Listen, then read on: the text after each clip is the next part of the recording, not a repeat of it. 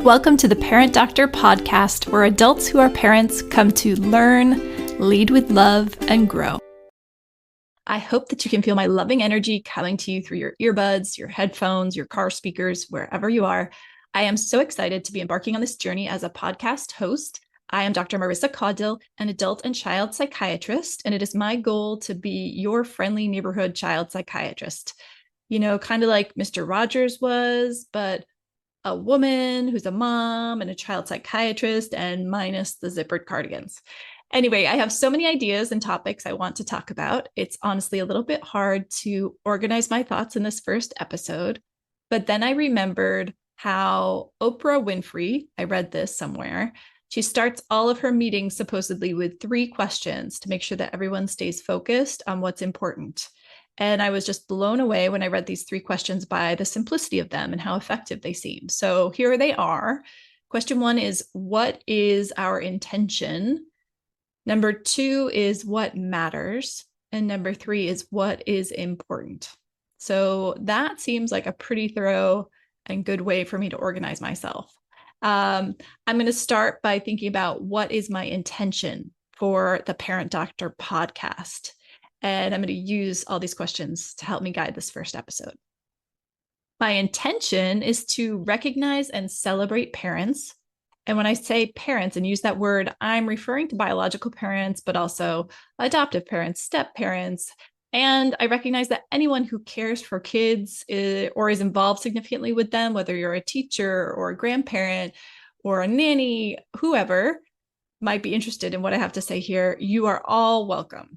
And when I think back to my own childhood, and I encourage you to do this too, I realized that there were several people, not just my biological parents, but grandparents, teachers at school, in dance class, whom I considered integral to my development, who were not my biological parents. So we're all part of the village that raises kids. Parents, therefore, in this broader sense, are the people playing central roles in children's lives.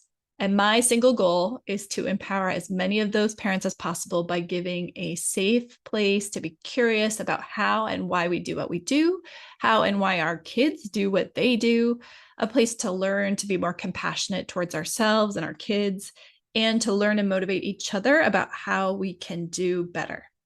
I help parents see, know, hear, and feel the beauty and the strength in themselves and their children. This beauty and strength within each of us is infinite and untouchable. It can never be lost, but we often do lose sight of it. How will I do this? By focusing on the 4 pillars of empowered parenting. These are defining direction, emotion regulation, practicing gratitude, and embracing failure. This will involve talking about the neuroscience and psychology research of how our brains work and why our minds cause us to suffer so often. It will involve talking about spirituality and mindfulness and how we can use these approaches and thoughts about them to build the space between our thoughts, our emotions, and our reactivity. And it will involve giving you strategies to try in your own lives to see and learn what works best for you, because there's no person who for sure has the answers for you. You're going to have to try and figure it out. But I guarantee that everybody, all of you who regularly and consistently practice strategies to deepen your connection with your children, you will have a relationship that just gets better and stronger over time. That is for sure. My plan for season 1 is to discuss the top 10 problems that I've seen in my 17 years of practice as a child psychiatrist using this holistic approach. And that will probably take us out for the next couple of months.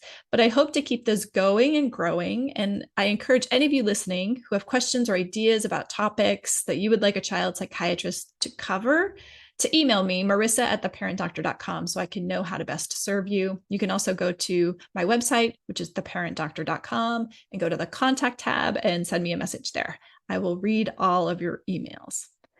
That brings us to question 2, what matters? And question 3, what is important?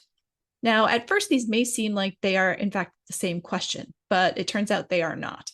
What matters is referring to what is my ultimate goal with this podcast. And what matters to me is being effective in helping you, the listener, the parents out there, remember that in our journey as parents, the only thing that really matters is connection with our children. Do we see them? Do we love them? Do they feel seen and loved by us? Do we appreciate them as they are in this moment for the unique and beautiful being that they are? That is all that matters. That's what parenthood is. What is important, on the other hand, refers to the things that I want to focus on in order to get to what matters. So what's important to me is getting this podcast downloaded and heard by as many people as possible. With that in mind, please save this to your favorites and spread the word amongst your friends. If there are episodes that you think a friend might enjoy or benefit from, please share it, talk about it, and thank you in advance for spreading the word. What is also obviously important is me delivering engaging content in an accessible way that helps parents feel supported and not judged, never judged. What is important is to be able to talk about tough topics. Now, let's be honest, child psychiatry is kind of stressful and depressing. We're talking about kids who might have suicidal thoughts or behaviors, kids who might have drug abuse problems, kids who have debilitating anxiety, ADHD, learning disabilities, autism, bullying, social difficulties. I want us to be able to talk about that and think about that without making you, the parents, feel hopeless or overwhelmed. I want each of my listeners to leave each episode feeling uplifted, better equipped, more informed, more hopeful, and more empowered. I want you to know that you can change your outlook, your mindset, your situation, and that by leading with love and doing the hard work yourself, you will have a positive ripple effect on your child or your children, on their friends, and on future generations. What else is important? Well, what else is important is remembering each day that we need to be present in the moment, in the now. We have to remember that all we have is now. We have to remain aware of the fact that we're all going to die. This is not permanent. Every moment of life counts, and we must remember to enjoy this life. What is also important is to remember that we are not humans who may have occasional spiritual experiences. That is actually the inverse of the truth. What we know as life is a brief human experience that an infinite spiritual being, that's you, is having. This brief human experience is a gift. You didn't have to do anything to deserve your life, right? Like you didn't have to beg to get your heart to beat or to be born. We were given our life, and it only exists in the now. This is something, if you think about it, that we all deeply know. But because of the way that our brains work, we have to relearn how to be present, how to get out of our mind's chatter so that we don't miss the now. Okay, so if you're still with me, that was a lot of talking, and I haven't even introduced myself. So I guess I should tell you who I am and how the parent doctor came to be. As I said in the intro earlier, my name is Marissa. I'm a mom of 2 kids. My older son is 11 and my younger daughter is 7 at this time. It's April 2024 as of this recording. I am a double board certified adult and child psychiatrist based in Los Angeles, California. I have an MD degree and a PhD degree from the University of Connecticut Health Center.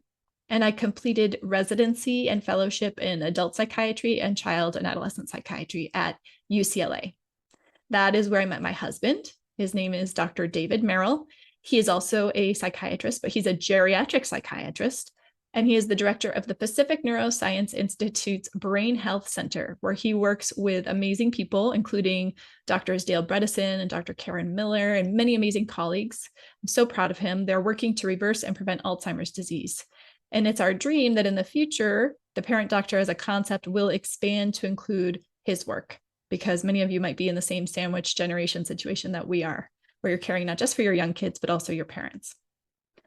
I've been working now as a psychiatrist for 17 years in many settings: private practice, community mental health, academic hospitals, residential treatment programs. Most recently, I was a partner at Kaiser Permanente in Woodland Hills, California.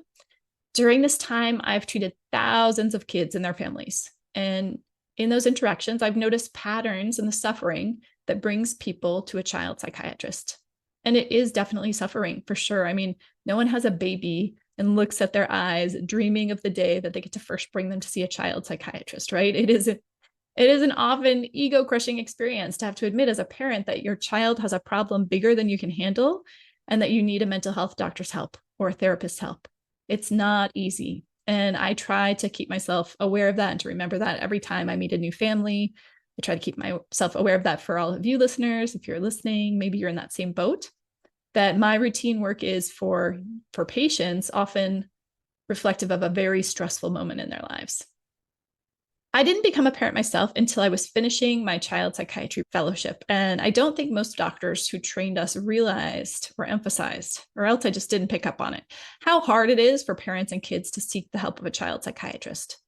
I think those of us who work in mental health, child's mental health, those of us who do evaluations and treatments of kids all day, every day, we get pretty desensitized to how emotional it is for our patients and their families to be at that point. I learned from great caring physicians and nurses and psychologists, people who have dedicated their entire adult lives to improving child's mental health and researching how to do this.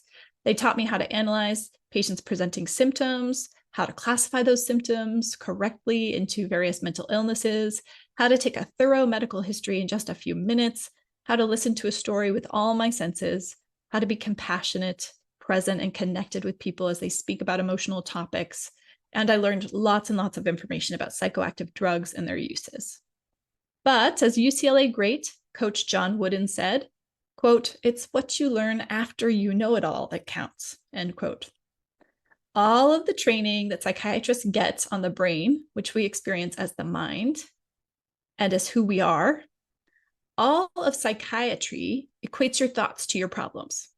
You probably think this too, and it comes out as our language. We say things like, he's a narcissist, or she's anxious, or he's depressed. Are any of those statements actually true? No. Think about it. How could they be? Have you ever felt anxious? Yeah, me too. Is that what you are? Is it who you are? You know you're not. You are the being, the observer, who's aware that your human brain was worrying and your human body was feeling unsafe. You are not anxiety. Have you ever felt depressed? I definitely have. But even when I was feeling symptoms of depression, it wasn't what I am. I knew that, and I felt that even then. My human brain was riddled with crappy thoughts, and my human body felt bad and tired, but I was the observer of those thoughts and of that body. It wasn't and isn't who I am. In the years since my training, I've come to understand that all mental illness and all mental distress arises from too much activity in the parts of our brain that are the most hardwired. The downstairs brain, the less evolved brain. This consists of the fear center and the limbic system. This part of our brain is wired, connected to transmit information super fast. It operates in a way that is reflexive. In fact, it is so lightning fast that we struggle to separate it from our sense of ourselves, from our thoughtful brain. Often it is hard to grasp the concept that we even would have the option to not be controlled by it. It turns out, though, that we are not our brains. We are not our thoughts. We are not our emotions. The sense of I that all humans have arises from something separate. We are the observer of our thoughts. I is the observer of our brain. And by focusing almost entirely on problematic thoughts, the training that I have as a child psychiatrist reinforces this false sense of self.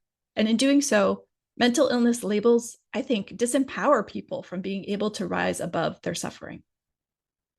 Now, don't get me wrong, I am not saying that mental illness does not exist. There are definitely human bodies that have genes which in certain environments lead to serious and often debilitating problems with their thoughts, emotions, and behaviors. That is brain disease, and it exists and it sucks.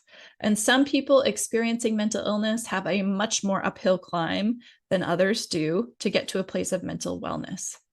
But thankfully, for the vast majority of human beings, for the vast majority of children, for the vast majority of patients that I've ever evaluated, spiritual awareness is key to achieving optimal mental health. I want to clarify that by spiritual awareness, I don't mean religion. I mean awareness of what you are. I am referring to awareness that grows from questioning and discussion and understanding of what we mean when we say, I am. If you were like most people, including me until just a couple of years ago, this whole idea might sound pretty weird, and you might be ready to turn off this podcast, but stick with me, please. Spirituality was completely absent from my clinical training as a psychiatrist.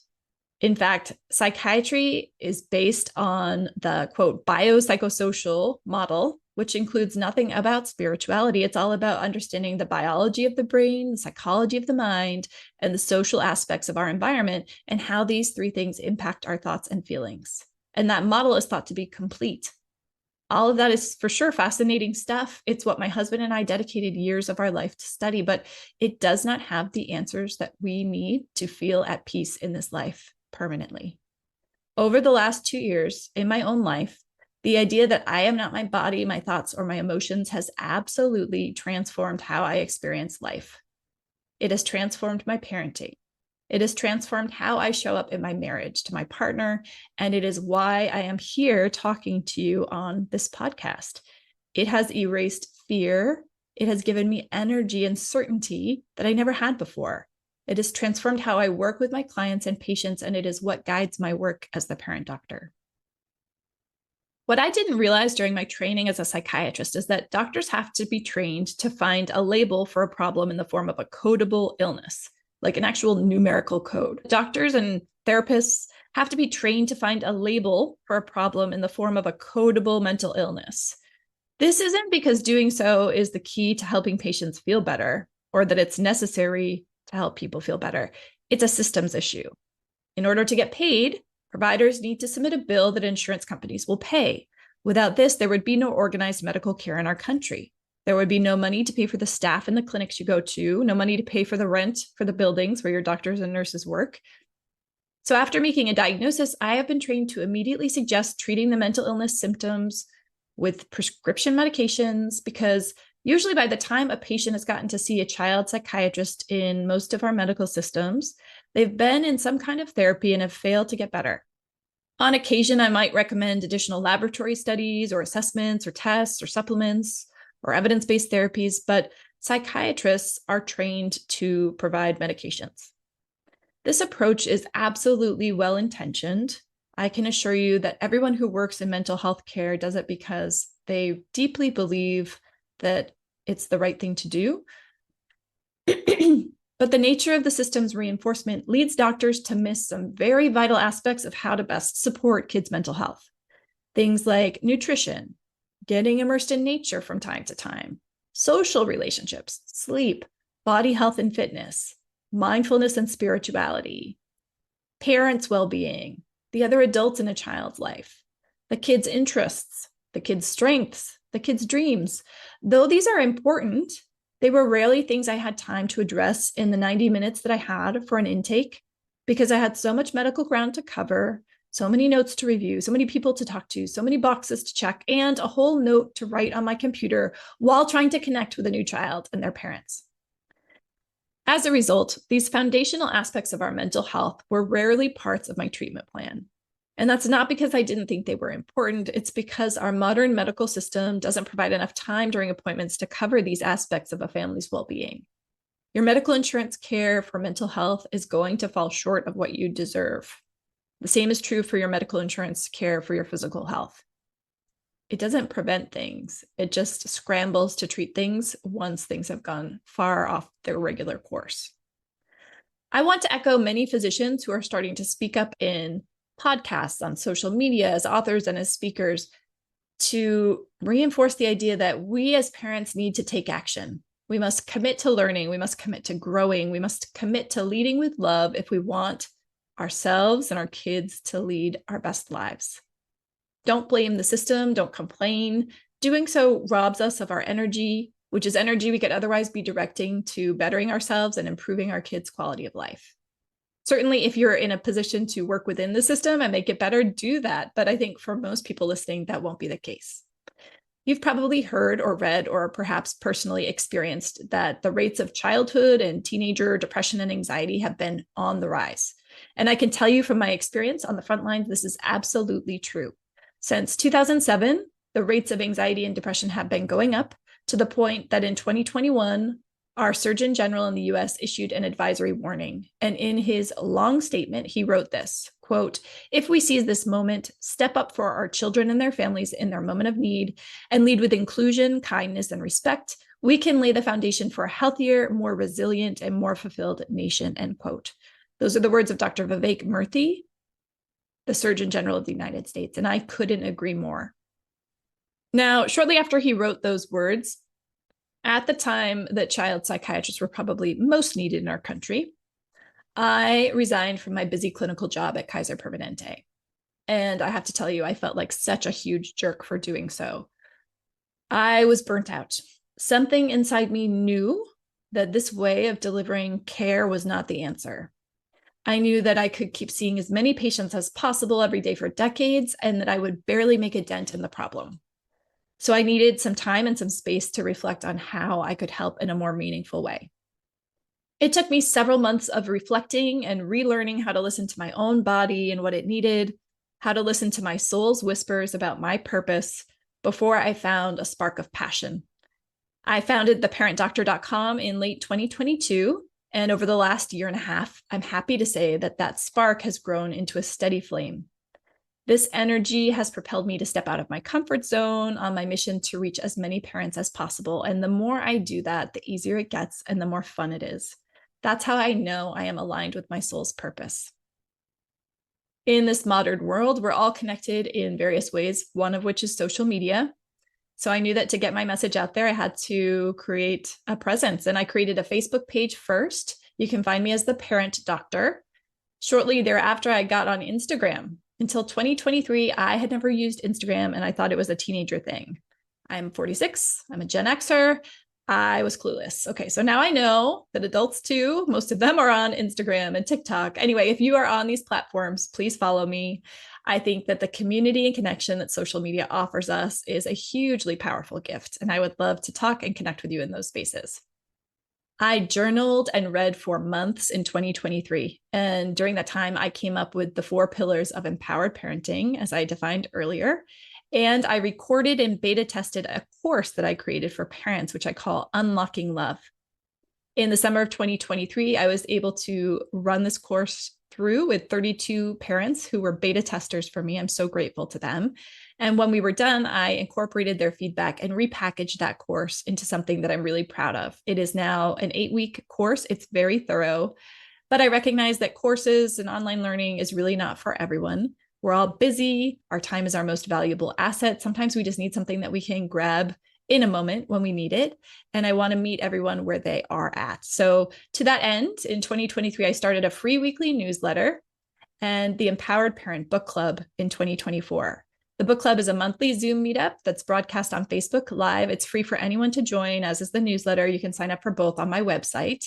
Next month, May 2024, I'm going to be presenting the book, The Whole Brain Child. It's written by Drs. Dan Siegel and Tina Payne Bryson. And anyone can get on my list. If you're on my list officially, then you get access to the replay and the actionable PDF that I make for each book that I've chosen. And now I've created this Parent Doctor podcast to give you all useful info that you can consume while you're on a walk, commuting, or making your dinner. Soon, I plan to launch a monthly office hours with the Parent Doctor paid subscription membership, as well as an app. So if you want to be kept in the loop about all these exciting developments, subscribe to my weekly newsletter or follow me on socials. And again, you can do those things on my website. Find me there. There are many wonderful people. This is really important. All of you here, first of all, I just want to take a minute and say, you rock. So if you are a parent and you're seeking help and you've listened to these minutes of me talking, you are amazing. Kudos to you. Now, I may not be the person that you're like, wow, I love this lady. I want to listen to her more. That's okay.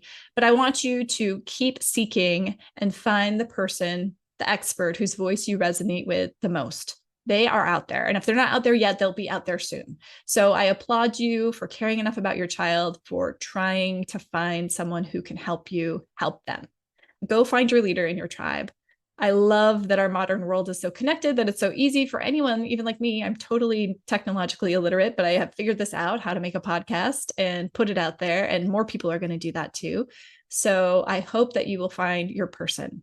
I want to mention a few names that might be of interest to you, and I'm going to put these names in the show notes as well. So if you have young kids, Dr. Siggie, Siggie, she's a child psychologist in Tarzana, California. She has a social media presence, a course for toddler parents, a course for young preschool parents. She's great. Then there's Dr. Becky Kennedy. She's probably got the most followers. You've probably heard of her before. She has a website called Good Inside, a podcast called Good Inside, a book called Good Inside. She has a membership model, and she's all over social media. So I'm sure you'll see her as well. I love Dr. Dan Siegel. He was one of my mentors and teachers at UCLA. He has been featured on many people's podcasts. He has wonderful books and audiobooks. I don't think he has a podcast of his own, but he's been a guest on many podcasts. And you can find him if you search on YouTube, speaking in various settings. He is a wonderful resource, a real expert, and really knows all the literature. Dr. Tina Payne Bryson is another child psychologist here in Los Angeles. She also has a YouTube channel. She's written books with Dr. Dan Siegel. She's also a great resource. Dr. Kara Natterson has a podcast called the Puberty Podcast. So if you are the parent of a teenager, that is a great resource for you. Dr. Aliza Pressman has a wonderful podcast called Raising Good Humans. And she wrote a best-selling book called The 5 Principles of Parenting. That's a new book. I highly recommend it. Dr. Dan Peters has a podcast called The Parent Footprint, where he interviews lots of amazing people. So these are great places for you to start. If you are not feeling aligned with me, if the spiritual thing doesn't rub you the right way, go check out these other resources. And if you have additional ones for me to suggest, let me know them too. I'm always on the lookout for people that I can recommend. Okay, I hope you'll tune in next week for episode 2. I'm going to be talking about the number one cause of preventable mental illness that I've seen in the last few years as a child psychiatrist working in Southern California, and that is the use of e-cigarettes, vapes, and concentrated marijuana in the form of wax by teens and young adults. I hope that that's of interest to you. It should be, especially if you have older kids or teenagers. If you don't know much about vaping, you got to tune in for that one. Anyway, sending you all love and light. Be well and talk to you soon.